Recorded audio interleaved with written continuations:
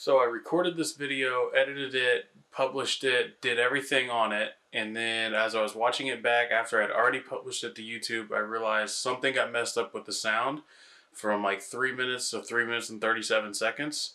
It's just kind of muffled and messed up. So try to ignore that for 37 seconds if you can, and then it goes back to normal.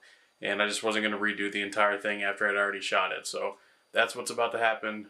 Sorry about that. Let's get back to regularly scheduled programming.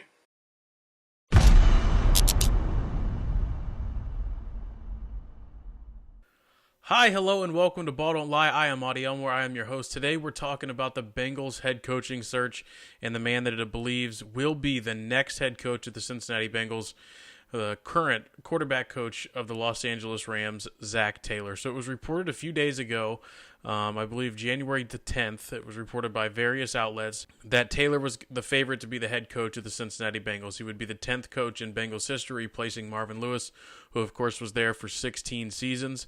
Taylor, currently, here's what we know about him. He's the quarterback's coach for the Los Angeles Rams. He's worked under Sean McVay the last couple of years. He used to be the wide receivers coach with the Rams. He spent some time actually in Cincinnati at the University of Cincinnati as an offensive coordinator under Tommy Tuberville.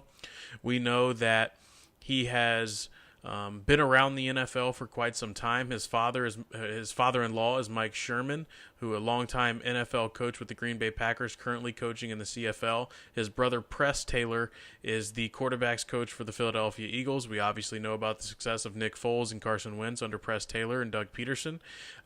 We know that Zac Taylor spent some time in Miami with the Miami Dolphins. He actually replaced Bill Lazor, who was the Bengals' former offensive coordinator until a couple of days ago. When Lazor got fired from the Dolphins, Taylor replaced him. And we do know that Ryan Tannehill had some of the best seasons of his career while he was with Zac Taylor as the quarterback's coach, and Zac, of course, played he was the offensive coordinator for the Dolphins in the final few games of the regular season a couple of years ago. But other than that, people say, who is this guy? Well, he's young. He's 35 years old. He's the exact opposite. This hire, if it goes through, and at the time, we don't know if it's going to go through at the time I'm recording this because the Rams are still in the playoffs. They're about to play in the NFC Championship game against the New Orleans Saints. We don't know entirely for sure if this is going to happen. By NFL rules, they can't name a guy the head coach who's currently still in the playoffs with another team. So that's the reason there's been no formal announcement yet. Same with the Dolphins, who are waiting on Brian Flores of the New England Patriots. But he's 35 years old. Like I said, he was the former offensive coordinator at UC at the Miami Dolphins. He played quarterback in college at Nebraska when Nebraska was in the Big 12. He won the 2006 Big 12 Player of the Year. He was eventually picked up by the Tampa Bay Buccaneers, immediately cut before ever played a snap with them. Played 1 year in the CFL and then immediately went into coaching under Mike Sherman, like I said, his father-in-law. So here's what I like about this potential hire. He's young, he's energetic, he's offensive-minded. He has no familiarity with the franchise whatsoever other than the fact that he was at UC for a season under Tommy Tuberville. And of course, everyone wants to talk about Sean McVay and his quote-unquote coaching tree. Like Sean McVay has a coaching tree. I don't know if that's necessarily the case, but everyone wants to find the next Sean McVay, and that's fine. But I think it's understandable. It needs to be understood by a lot of people across the league. Sean McVay, Peterson, Reed, those types of guys are outliers, right? Outliers. From what we've seen so far, those guys are offensive masterminds. Do I hope Zac Taylor is that? Absolutely, I do. I hope that Zac Taylor is that. I hope he's an offensive mastermind. I hope he can take Andy Dalton to the next step, the next level.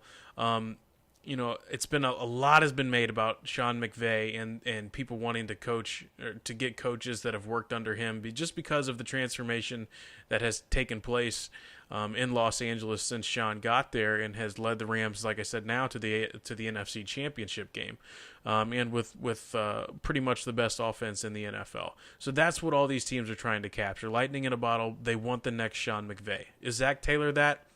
I don't know. Nobody knows. Is Eric Bieniemy the next Andy Reid? Nobody knows. Eric Bieniemy didn't get a head coaching job this time around. Not sure why. But the thing is this. there's a lot to like and be excited about for this hire as a Cincinnati Bengals fan. First of all, he's, like I said, he's young, he's energetic, he has no familiarity with the franchise. He's not Hugh Jackson, he's not Darren Simmons, he's not somebody that you would expect typically to be a hire of the Cincinnati Bengals. So I'm excited about that. I'm excited about the fact that he's going to bring some youthful energy. It's very similar in a sense to Marvin Lewis when they hired him. The only difference being that Marvin had really made his bones as a coordinator in the NFL up to that point, obviously coordinating the 2000 Ravens defense, one of the best ever. And he was just more seasoned than Zac Taylor was at the time. And so Zac Taylor, that's one of the knocks against him. He's very inexperienced. He has only called plays twice, once at the college level, once at the NFL level. And what I'm not sure about it, what I don't like about it is one of the same reasons I like it. He's young.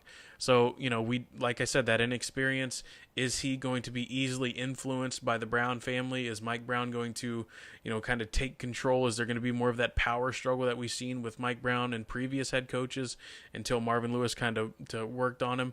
And like I said, that little play calling experience. What are we going to get from this offense? He ranked 99th in the country at UC in that 4-8 season with the Bearcats. That wasn't necessarily impressive. But then on the other side of that, you see that Ryan Tannehill was very successful with Zac Taylor as his quarterback's coach and a short stint as offensive coordinator. So long story short, I like the decision. I think if you're a Bengals fan, you should be excited about this. You should be excited about the current direction of the franchise. There's plenty of talent. There's a young nucleus. There's plenty of cap space. You have a new coach who's got a new attitude and a new message. And I think a lot of good things are going to be coming with Zac Taylor in Cincinnati. Thanks for watching. I will leave a link down below to a great article written by Andy Benoit of Sports Illustrated about Zac and Press Taylor and which he calls them the future of NFL coaching. So thanks again for watching. Check out that link below. And as always, have fun, be safe. Go Bucks.